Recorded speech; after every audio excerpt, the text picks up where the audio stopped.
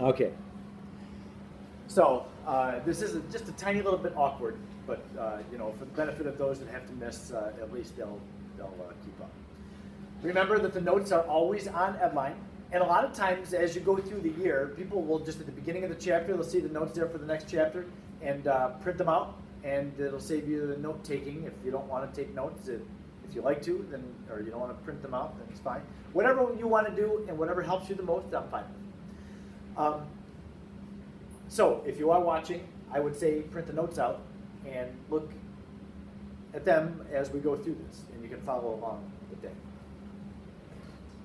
Okay, so here's what we're up to today. Now we didn't have a chance yesterday to talk about organic molecules so much. We spent a lot of time looking at the old topics from last year, bonding, or 2 years ago in some cases, dot structures and what the octet rule says and that kind of thing. I was hoping to have that lead yesterday into organic molecules, and we just ran out of time. So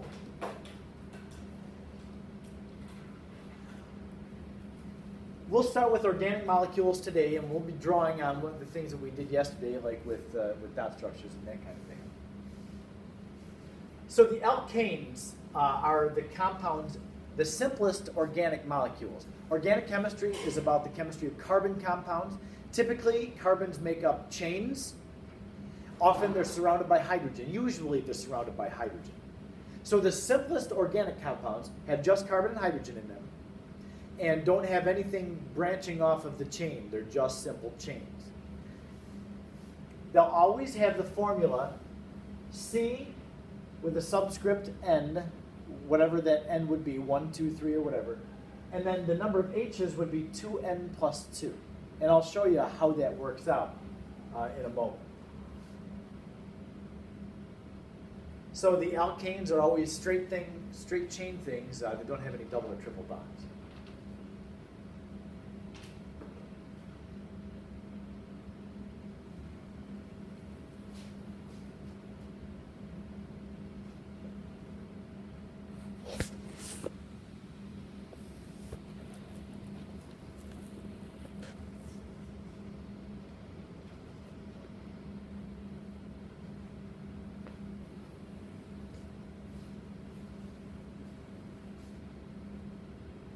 So I use the term saturated. We'll see that there are unsaturated compounds. And saturated just means that we've got all single bonds in the molecule, and the molecule has as many atoms in it as it can possibly have.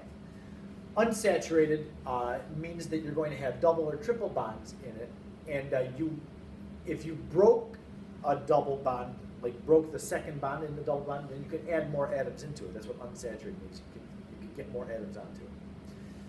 All right, so just by way of introducing the different names of things, alkenes are hydrocarbons that have a double bond in them, and alkynes have a triple bond in them somewhere.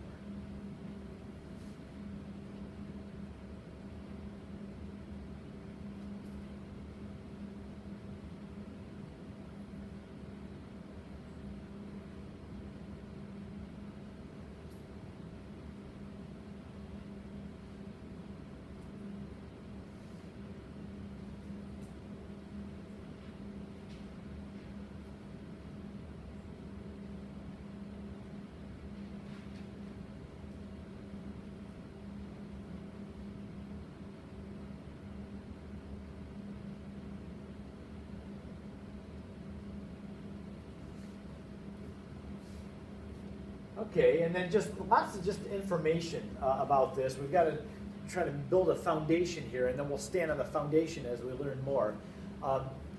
So it seems a little bit disjointed right now with all the things, but we've got to just take in some terms so that we know what we're talking about here.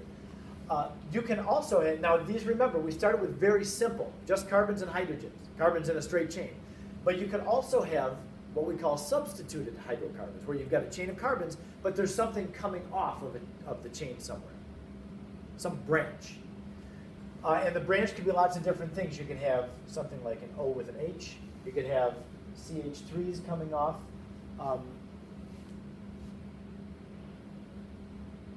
So I'm going to give you a moment just to write that down, but then we'll talk a little bit about what formulas look like.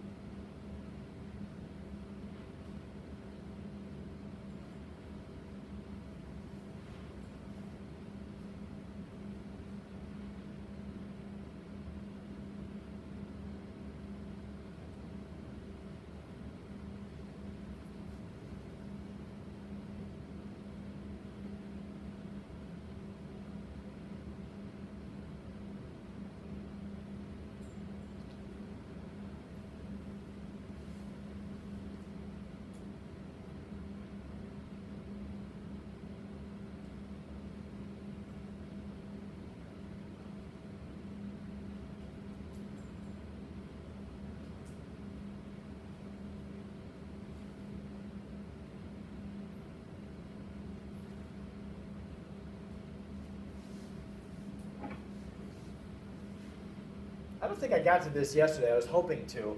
But we were talking about dot structures yesterday. Now I'm using some abbreviations here that you may not be used to yet. This structure right here, if we wrote it like in an expanded way, it would look like this. You'd have every carbon in organic chemistry makes 4 bonds. You've got to have 4 things on every carbon.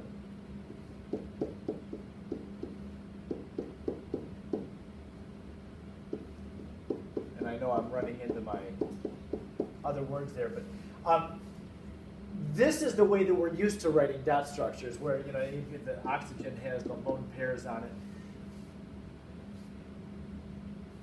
We just like to condense things into something that's easier, especially to type. When you're typing things, it's not convenient to type this, would it be? Right? You want to try to do that, it's going to take you a long time. So we typically will just take the carbon, however many H's are attached to that carbon, just write it as a little formula like that, and then we go to the next one. Sometimes we don't even put the lines in between them to show that the carbons are bonded. That was done over here, but even if it's not done, it's fine. Okay? This is just like a condensed way to write the formulas out. Okay? These are called structural formulas. All right. So I gave you a little introduction there at the top to alkanes. I'm going to take you back here, and before you start copying that down, I'm just going to take this a chunk at a time. Let me just show you a couple of structures here. These are the alkanes from 1 carbon, that's the simplest, up to 10 carbons. The first 2 are called methane and ethane.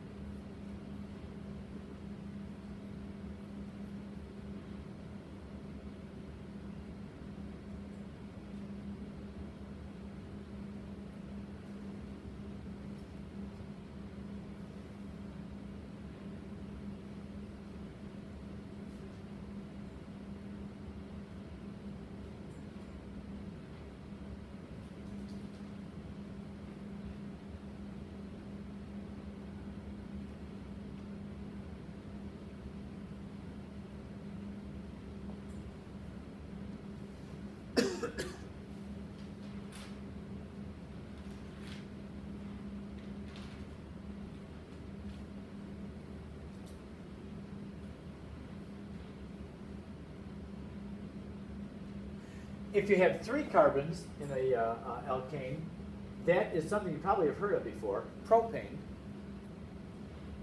Have you heard of propane? I think so. Our grills use it. They have some cars running on propane too these days.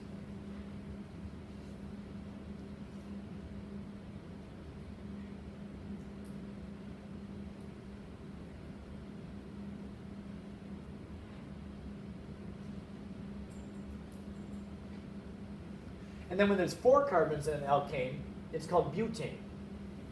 And we've heard of butane too. Where have you heard of butane? Lighters, yeah. Yeah, like cigarette lighters, Bic lighters, that kind of thing, is butane.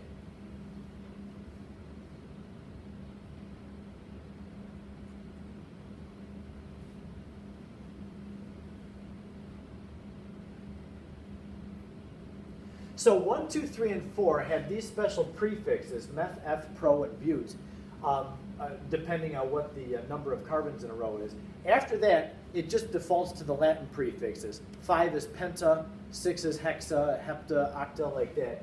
I don't want you to copy all this down because it takes too long. But that's what you're going to see, penta, hex, hept, oct.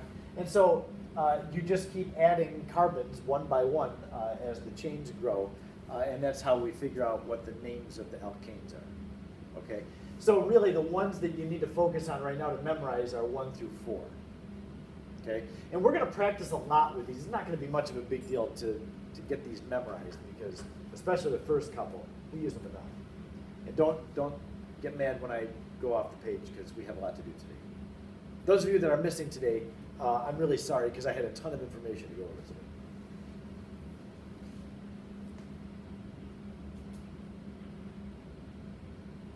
So wherever you're at, just go dot, dot, dot in paper because they kind of follow the same. Now I had given you the formula, the general formula for alkanes, saturated compounds, before, CnH2n plus 2. And you'll see that all these follow that pattern, right? That's important. All right. So there's where we just were. And now, I had mentioned at the end of this thing, substituted hydrocarbons, like when you have something branching off of a chain of carbons. Those have a name. We call them functional groups. So functional groups are things that are branched off of a chain. They're substituted. The chain is substituted. And the presence of those functional groups changes the properties. It gives it a different property than if it wasn't there.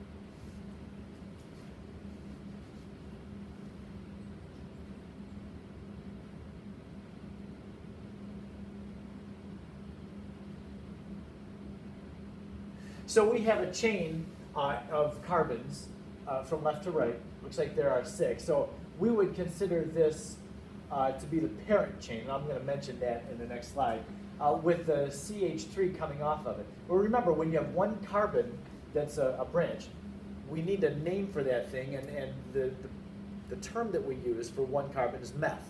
We've all heard of meth before, I know. But the functional group is called a methyl with a YL. Methyl group.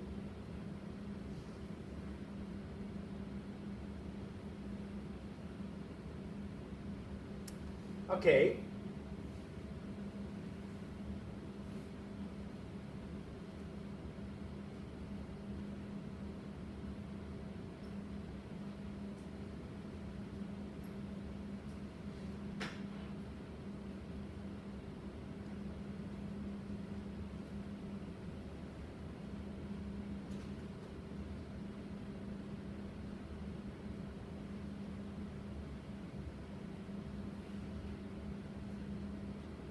Now, there are many different kinds of functional groups, so don't feel like this is an extensive list. These are just a few examples. This is pretty common that we use.